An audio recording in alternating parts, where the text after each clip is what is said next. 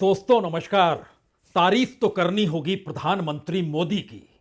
महफिल लूटी कैसे जाती है और अतीत के दाग धब्बों को कैसे छुपाया जाता है, शायद इससे बेहतरीन यह बजट हो नहीं सकता था।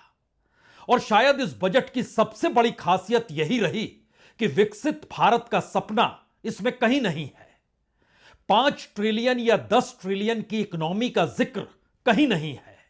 इस देश के बेसिक इंफ्रास्ट्रक्चर को कैसे आगे बढ़ाया जाए, जिक्र कहीं नहीं है। इस देश में डूबा हुआ मैन्युफैक्चरिंग सेक्टर, उसको डूबने से उबारा कैसे जाए, जिक्र कहीं नहीं है।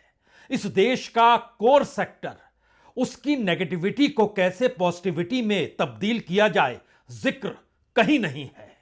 इस देश के भीतर में महंगाई और बेरोजगारी से जूझने की परिस्थितियों से कैसे निजात आम आदमी को दिला दी जाए, जिक्र कहीं नहीं है। जिक्र तो इस बात का है कि इस देश के तकरीबन 6.5 करोड़ टैक्स पेयर्स अब 1 पैसा भी टैक्स नहीं देंगे। यानी जो तादाद इस देश में 12 लाख रुपए तक कमाने वालों की है, उन्हें एक भी पैसा टैक्स देना नहीं होगा। यह होता है महफिल लूटना और अतीत की परिस्थिति या मौजूदा इस देश की अर्थव्यवस्था को एक झटके में उस शोर शराबे के तहत दफन कर देना जिसके आश्रय यह कहा जाए, देख लीजिए 12 लाख की कमाई तक को अब 1 पैसा भी टैक्स देना नहीं होगा। हिसाब करना शुरू कीजिए, उससे पहले हम आपको बतला दें, कम से कम 60,000 और ज्यादा से ज्यादा 1,10,000 रुपए सालाना अगर आपकी कमाई कितनी भी है, इतना लाभ आपको मिल ही जाएगा। और इस देश के भीतर जो लोग टैक्स देते हैं उनकी तादाद तकरीबन 8,62,00,000 है। और इसमें से 6.5 करोड़ लोग एक झटके में उस दायरे में आते हैं जिन्हें मुक्ति मिल गई। और यहीं से असल सवाल शुरू हो सकता है कि विकसित भारत का सपना इस देश के हेल्थ सेक्टर पर टिका हुआ नहीं है, एजुकेशन सेक्टर पर टिका हुआ नहीं है। इस देश में बड़ी बड़ी कंपनियां अब बीमा क्षेत्र में आ जाएं और दुनिया भर की वो कंपनियां जो सोचती थी कि यहां पर जिस दिन 100% एफडीआई हो जाएगी हम आ जाएंगे, और उनकी अपनी कमाई और इस देश के भीतर जो बीमा कंपनियां जुड़ी हुई थी, अब उनके सामने मुश्किल होगी, क्योंकि अंतर्राष्ट्रीय तौर पर बीमा कंपनियों को कितना लाभ होता है यह सिर्फ इस बात से समझ सकते हैं कि उनकी अपनी कमाई का नेटवर्थ जो है वो 22 से 25% की रफ्तार से बढ़ते चला जाता है। और खास तौर से गरीब और विकासशील देशों में जब उनकी एंट्री होती है तो यह रफ्तार 55 से 75% तक उनके नेटवर्थ को बढ़ाती चली जाती है। तो रास्ता खुल चुका है, और इस खुले हुए रास्ते में आज बिहार का जिक्र भी शुरू में ही कर दें आपके सामने, क्योंकि बिहार को लेकर जो रचना रची गई उसमें भी कहा जाता है महफिल तो लूट ली गई। यह महफिल 9 बरस पहले भी लूटी गई थी।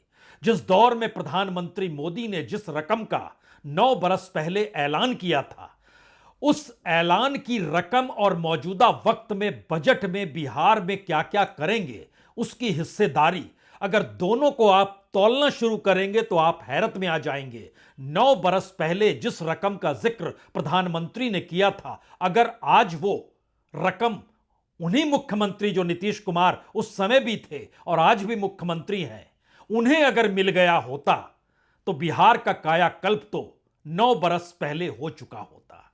लेकिन फिर से वही मुख्यमंत्री, वही प्रधानमंत्री, वही केंद्र का बजट, और इस बार बजट के जरिए, क्योंकि इस देश में तो माना यही जाता है प्रधानमंत्री पॉलिटिकल ऐलान करते हैं।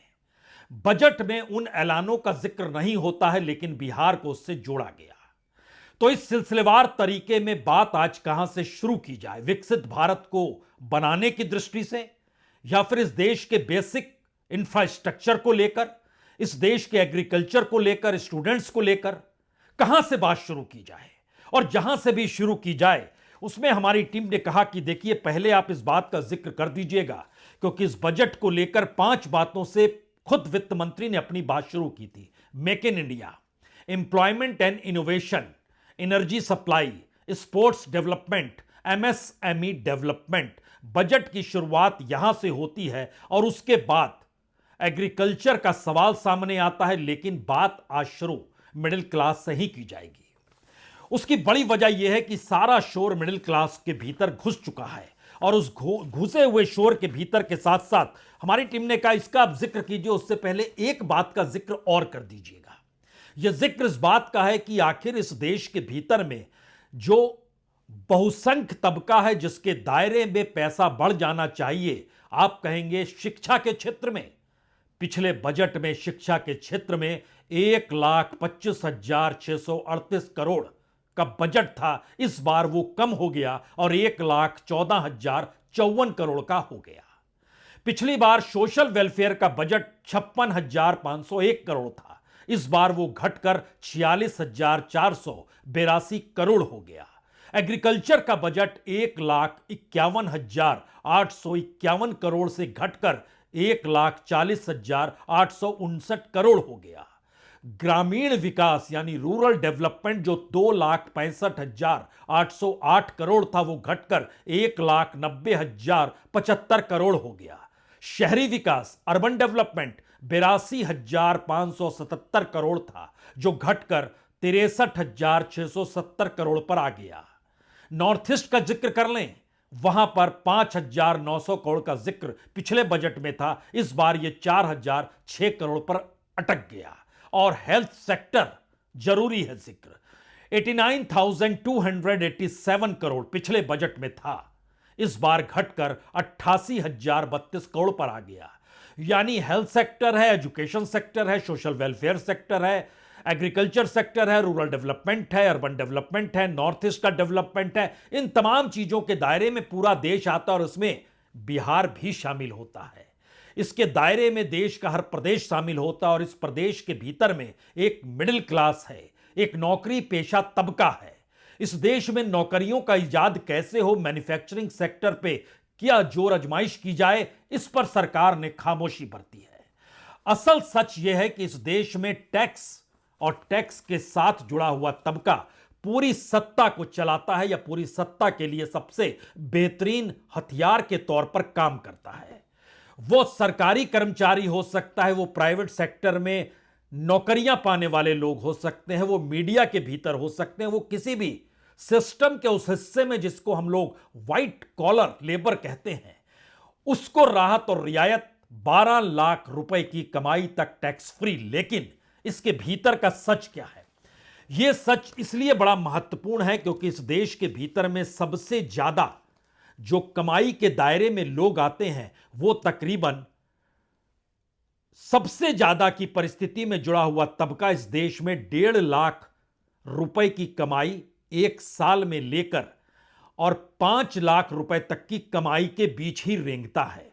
यानी जो कमाई जिस रूप में होनी चाहिए उस दायरे के भीतर में 2.5 से 5 लाख करोड़ के बीच में अगर जिक्र कीजिएगा तो इस देश में तकरीबन 4 करोड़ 42 लाख 4 करोड़ 42 लाख इस देश में जो कमाते हैं, जिन्होंने पिछले बरस टैक्स भरा था, उनकी तादाद जो है 4 करोड़ 42 लाख, जो 2.5 लाख से 5 लाख के बीच में कमाते हैं।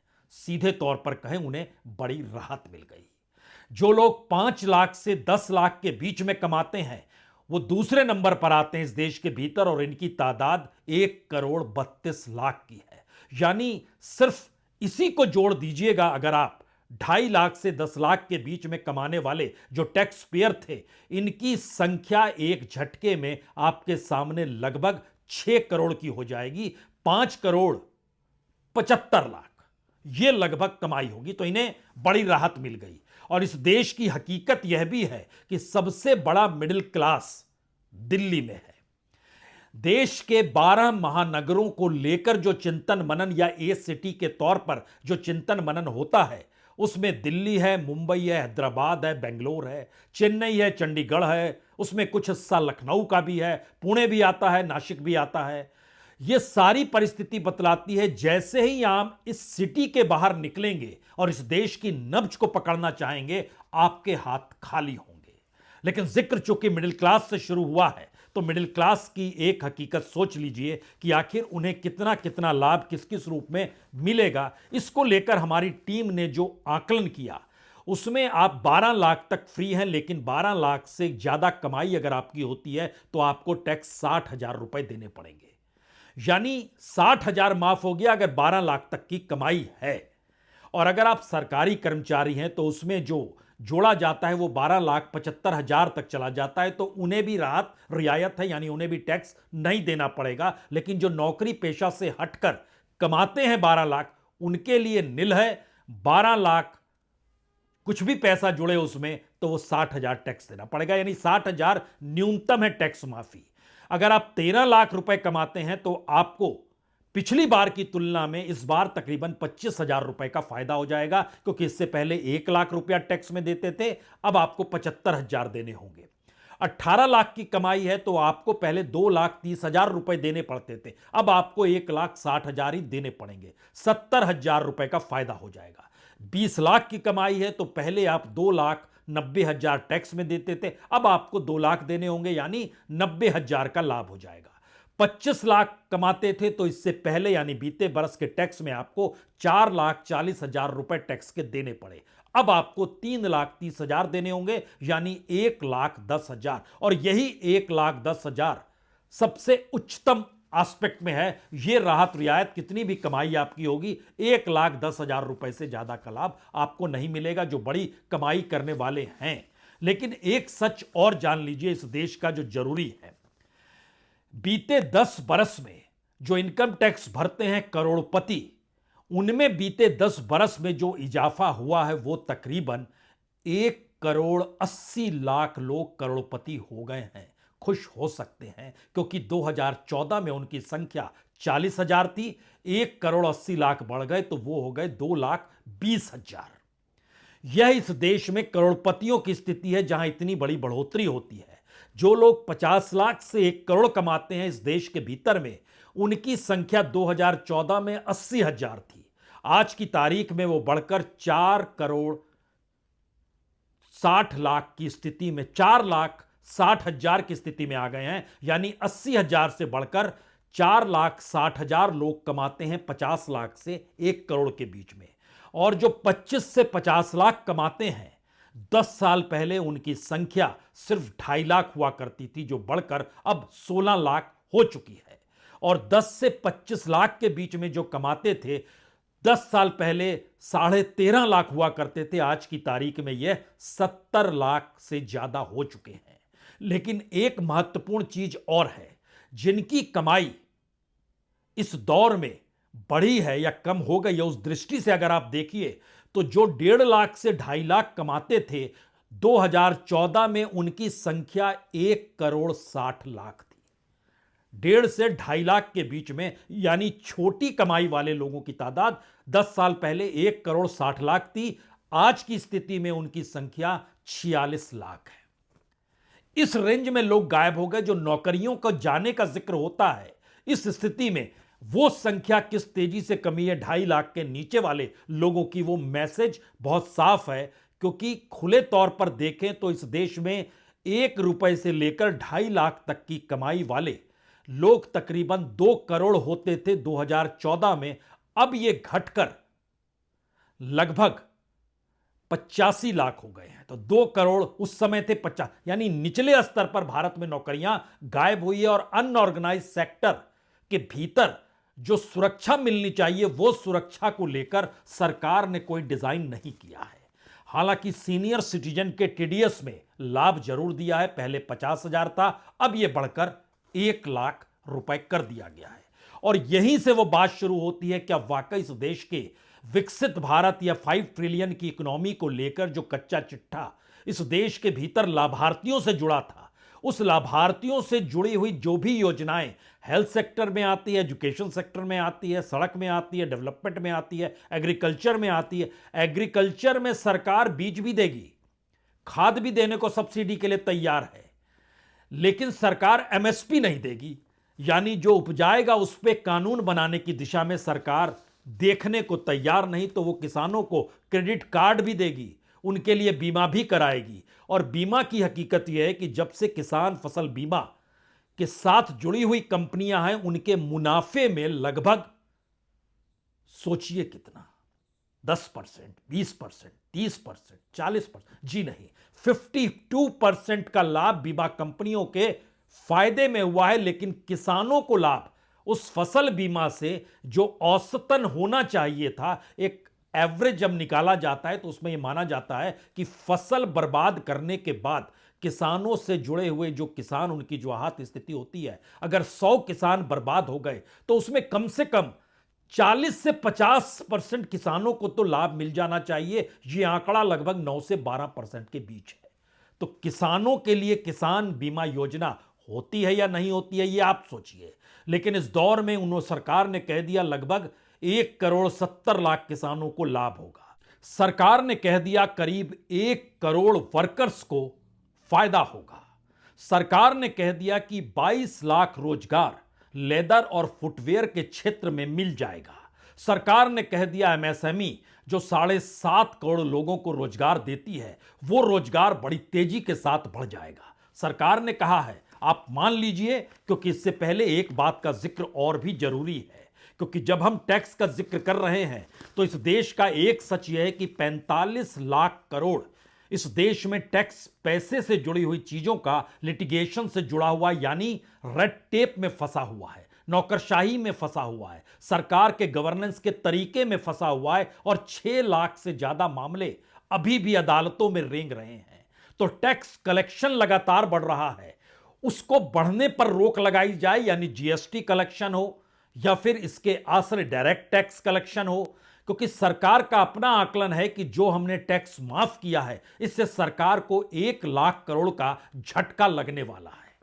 अब आप सोचिए कि 1 लाख करोड़ के दायरे में आने वाले 6.5 करोड़ जिनको लाभ इस बजट के जरिए टैक्स नहीं देने को लेकर होने वाला है, वह कीमत कुल 1 लाख करोड़ की है। और इस पूरी प्रक्रिया में टैक्स कलेक्शन जो है, जो जीएसटी के जरिए है या फिर डायरेक्ट टैक्स कलेक्शन है, वो लाभ पिछली बजट की तुलना में इस बार जो अभी भी 2 महीने बचे हुए हैं, लेकिन बजट के दायरे में वो टैक्स कलेक्शन सरकार लगभग 4.5 लाख करोड़ रुपए पिछले बजट की तुलना में ज्यादा कलेक्ट अभी भी कर चुकी है, और आने वाले वक्त में और ज्यादा होगा। तो कैसे चीजें घुमाई जाए, यानी महंगाई पर रोक नहीं लगेगी, रोजगार नहीं मिलेगा, लेकिन अब आप टैक्स नहीं दे सकते हैं, क्योंकि हमें चाहिए आप बाजार में जाइए और सामानों को खरीदिए, और सामानों को खरीदने के दायरे में जो सिर्फ व्हाइट कॉलर है वही क्यों आ रहा है? इस पूरी प्रक्रिया में किसान क्यों नहीं, मजदूर क्यों नहीं, सोशल वेलफेयर से जुड़ी योजनाएं क्यों नहीं, डेवलपमेंट जो रूरल और अर्बन है उससे जुड़ी हुई परिस्थिति क्यों नहीं? ये सारे सवाल हैं।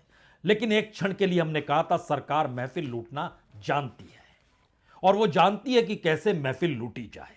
बिहार के चुनाव करीब हैं तो यह ऐलान हो गया, और महफिल लूट ली गई, इस बात का जिक्र सत्ताधारियों ने किया। सत्ताधारी यानी जनता दल यूनाइटेड के नेता। हम उन्हीं की बात आपको सुनाते हैं, उसके बाद सुनाएंगे कि पूरी रकम कितनी बनेगी, और सरकार ने इससे पहले पॉलिटिकल ऐलान के जरिए कैसे झटका था।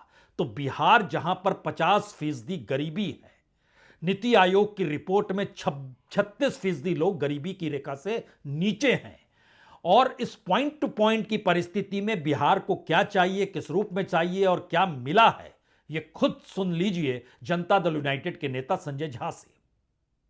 बिहार के लिए सबसे बड़ा तो अनाउंसमेंट ये है कि एक ग्रीनफील्ड एयरपोर्ट आएगा, इंटरनेशनल एयरपोर्ट एक बड़ा अनाउंसमेंट है।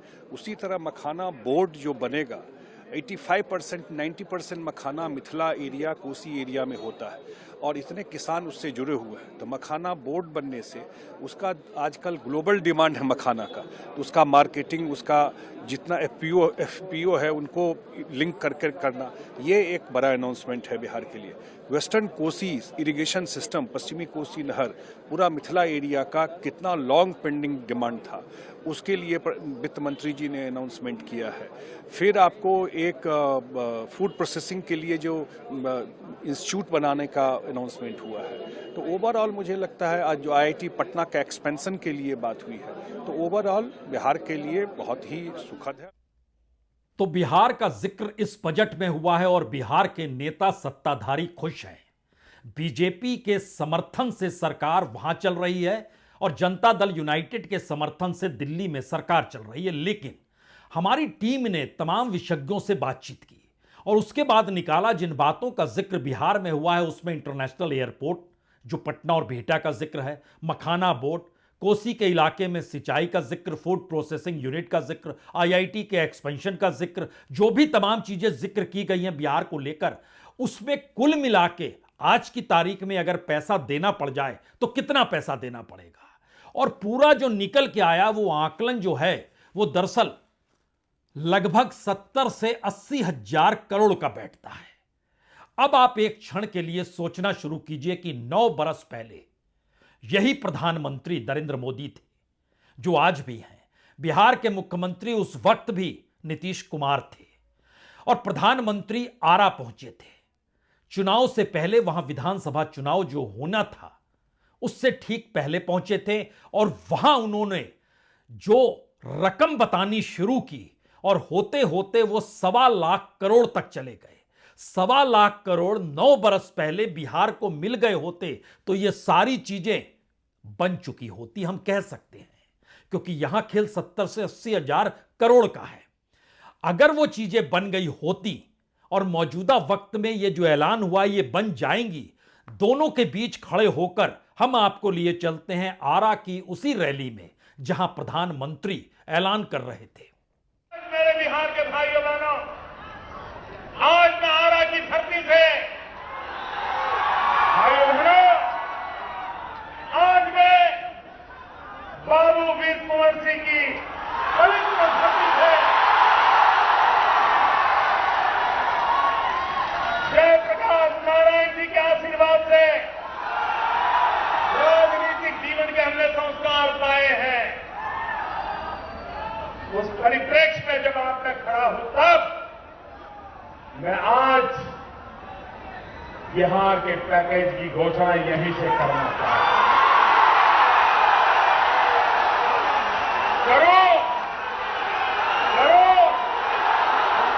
50,000 करोड़ की ज्यादा करो, 60,000 करोड़ की ज्यादा करो, 70,000 करोड़ की ज्यादा करो, 75,000 करोड़ की ज्यादा करो, 80,000 करोड़ की ज्यादा करो, 90,000 करोड़ की ज्यादा करो। मेरे भाइयों बहनों, मैं आज वादा करता हूं, दिल्ली सरकार कान बराबर ठीक रख के सुन लीजिए, दिल्ली सरकार 1.25 लाख करोड़ रुपए का पैकेज देगी। 1.25 लाख करोड़ रुपया।